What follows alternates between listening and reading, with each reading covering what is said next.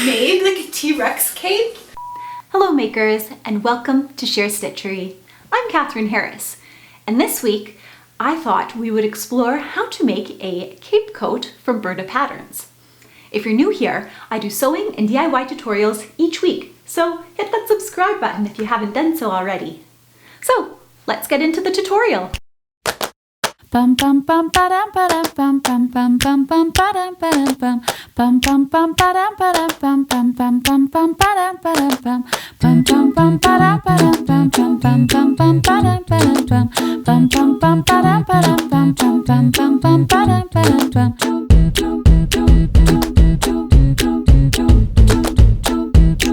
So first we're starting with the back of the coat.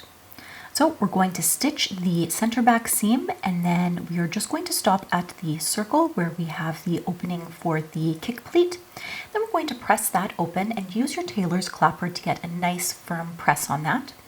Then you're going to press the kick plate to the one side on the right hand side, and the left hand side just matches up with that.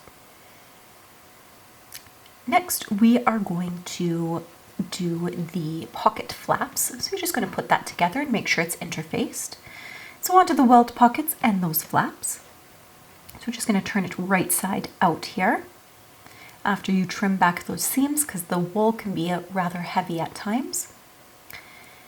And just make sure that you've got the welt pocket in the right position and place on the back side interfacing.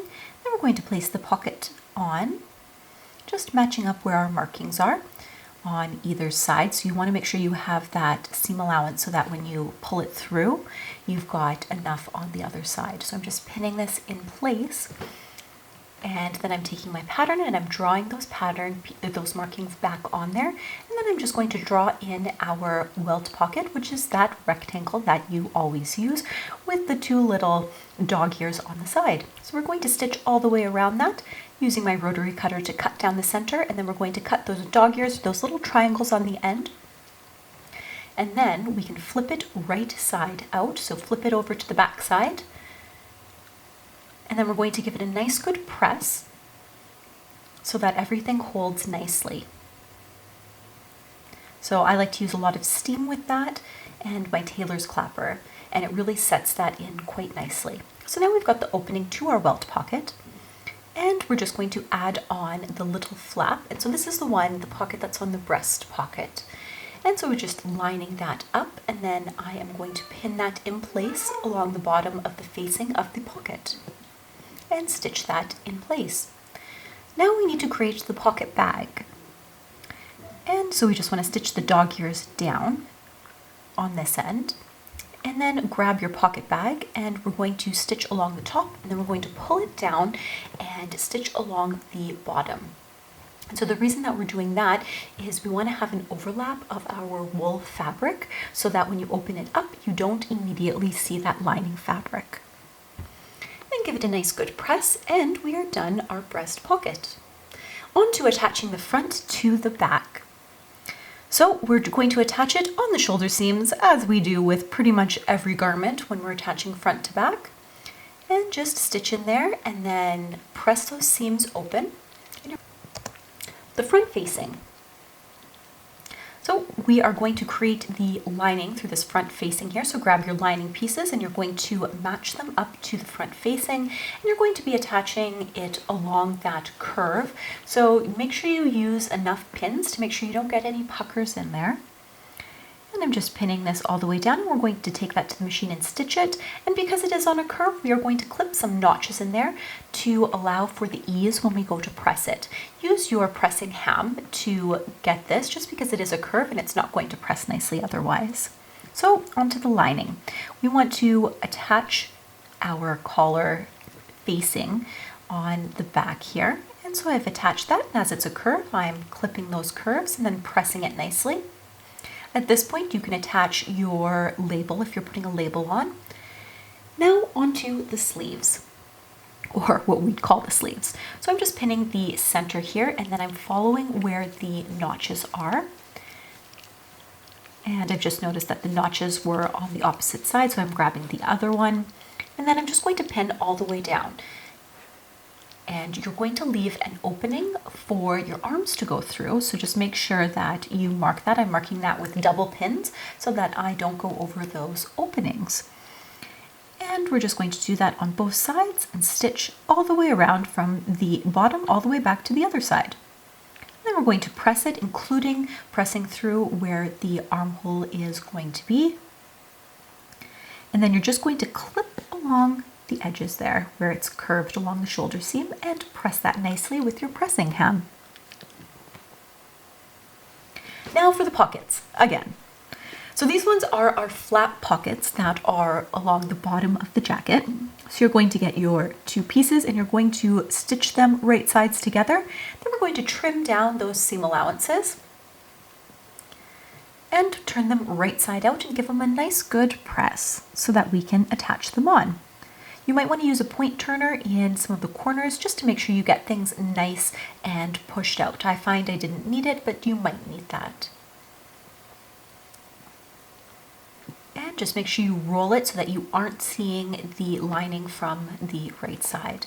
So now we're going to attach them. So with right sides together, we are going to attach them along the markings that you have made on your pattern pieces. So I'm just pinning this in place, and then we're going to stitch that with a regular seam allowance. And I did serge it before I did this. You don't need to, but I did. Now for the welt pocket. So I've pressed it in half so I could find the middle, and then I've butted it up against the pocket so that we do have some space in there. And then I am just drawing on with a pen our welt pocket, same as we did before, the nice little rectangle with 2 dog ears. And we're going to stitch all the way around. And once that's stitched, we are going to use our rotary cutter to cut into it. Now this is rather thick. We've got a couple of layers of wool, so I'm just going in, and make sure you're very careful when you're doing the dog ears not to clip the stitching. And now we can push this right side out. Now see how we've got everything perfectly lined up along the welt pocket? And honestly, I would have made this piece a little bit bigger in my opinion so that we had a little bit more to work with because it was rather small. So if I did it again, I would make it a larger welt. Now we're taking our lining pieces and we're just going to attach them to the bottom of the welt pocket here. And we're going to stitch across. And now we're going to attach it to the top of the welt pocket and stitch it across again. And now we can pull it all the way down so that the wool comes down and acts as a facing for the welt pocket. And then we're just going to stitch all the way down, making sure that you're only stitching the lining of the pocket and you're catching those dog ears when you go down. So the next step here is going to be stitching that flap down. So I'm just pressing it, and then you want to stitch the flap down. Now for the collars and the lapels. So you are going to mark on your collar piece on the interfacing side here. I'm just using pen because we're never going to see this. We're going to mark our dart. So you're going to pin that dart, and then you're going to take it over to your machine, and you're going to want to stitch it starting at the top. And remember, at the end of your dart, do not backstitch. You want to leave some thread tails and tie those off. Otherwise, you're going to get too much bulk. Now for the collar and the collar stand, we're going to attach those together, and we're going to do both pieces, both the right side and the wrong side, one interfaced, one not. And now that we have those, we're going to press them with the seams open, and then we're going to place them right sides together, and we're going to stitch along the perimeter of that, leaving the bottom edges open so that we can turn it. And now that that's done, we're going to clip the curves. And then after we're done that, we are going to trim all of the seam allowances, except for along the bottom because we haven't stitched that yet. And then flip it right side out, and you may need to use a point turner when you're doing this. A trick to getting not so wonky pointed collars is to use a little side step stitch so that you're not doing a right angle corner. You're actually taking like 2 little steps and then turning the corner. So now I'm finding the middle of my collar, and I am just pinning that in place. And then I am going to baste that onto the jacket.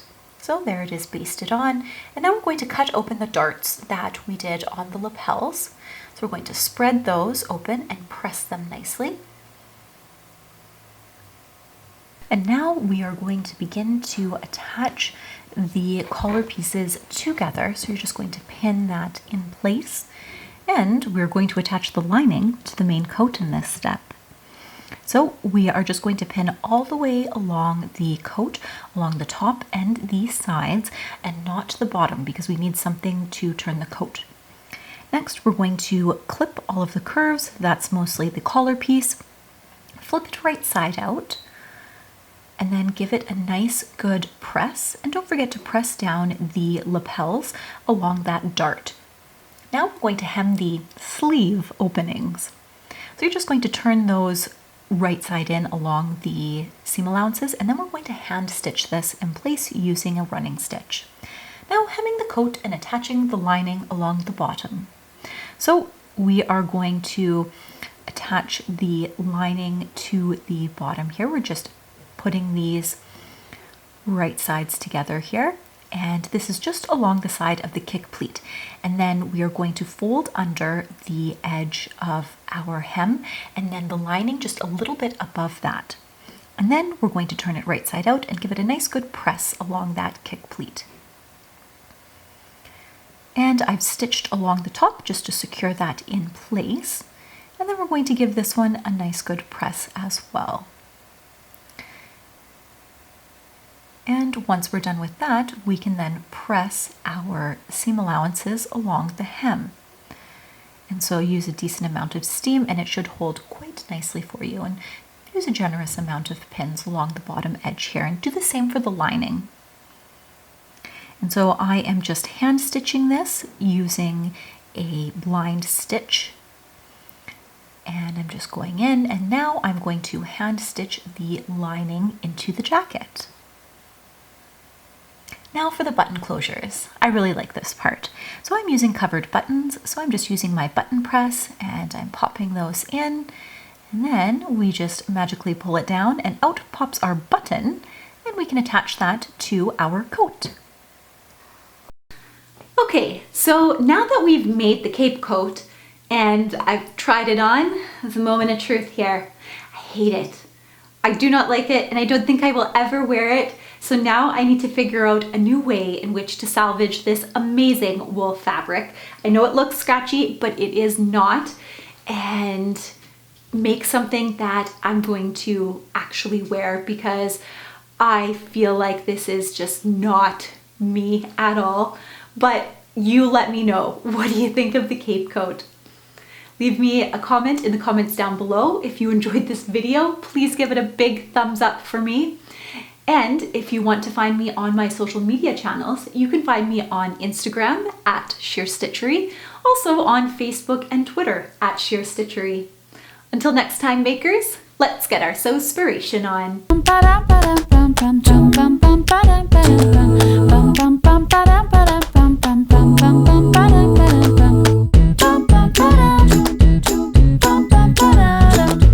So we just got back from taking some photos, and I realized I can't drive. I've made like a T-Rex cape, so my arms can only go this way. I had to have my daughter buckle me in and unbuckle me because I couldn't reach the buckle on the one side when I sat down.